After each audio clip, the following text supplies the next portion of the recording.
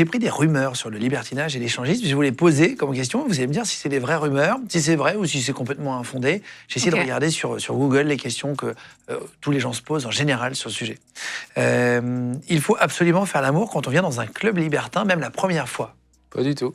Vous avez répondu un peu avant, mais je te repose les questions. Non, c'est totalement faux. On peut vraiment y aller entre copains.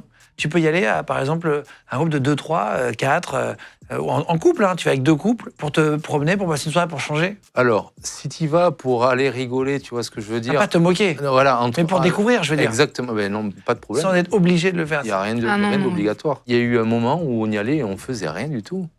Parce que les gens ne nous plaisaient pas forcément. Et quand je dis pas forcément, c'est pas physiquement, c'est le feeling. Parce que nous, le physique... Bon, il faut qu'il y ait une attirance, tu vois, mais c'est pas ce qui est le plus important. Non, ouais. On est en couple, donc on se plaît mutuellement, ça nous suffit. Mais il faut qu'il y ait un feeling avec les gens. Et des fois, il n'y a pas de feeling, donc tu fais rien.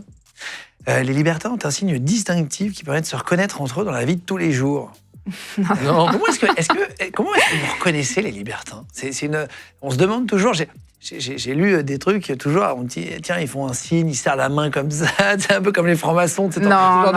Il y a un truc à faire. Non, on a tous un petit tatouage caché. Non, pas du tout. Mais j'ai un radar. Ah, tu les reconnais? Ouais, j'ai un radar. Toi, mais c'est en général, tu cernes très très rapidement les gens en une fraction de seconde. Et après, je pense que ça se ressent dans l'attitude, dans l'ouverture d'esprit. On tâte. Donc on le sait, et en fonction de certaines références ou autres, on sait assez rapidement. Mais des fois, on est très surpris. Hein. Des fois, il y a des personnes... Oui, c'est pas marqué sur le front des gens. Non. Genre en club, parfois, tu as des gens, tu t'aurais pas parié, tu te dis, tiens, elle ne fait pas du tout, lui, il fait pas du tout libertin. Bien sûr. Notamment des personnalités qu'on voit à la télé, qu'on a retrouvées, tu vois, en club ou en soirée, et tu te dis, oh, jamais. Ah, c'est vrai? Ouais. Et vous allez les voir ou pas, non?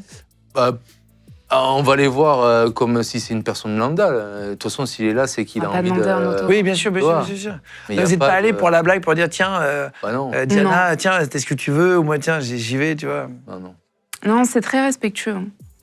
Et en fait, quand on passe la porte d'un club libertin, tu as toutes tes barrières qui sautent, donc tes barrières sociales. Voilà. Donc pour les personnes connues, tu rentres dans un club, il n'y a personne qui va venir te voir en te disant « Ah, bah, t'es un tel, voilà ». Non, il n'y a pas ça en club. Bien sûr.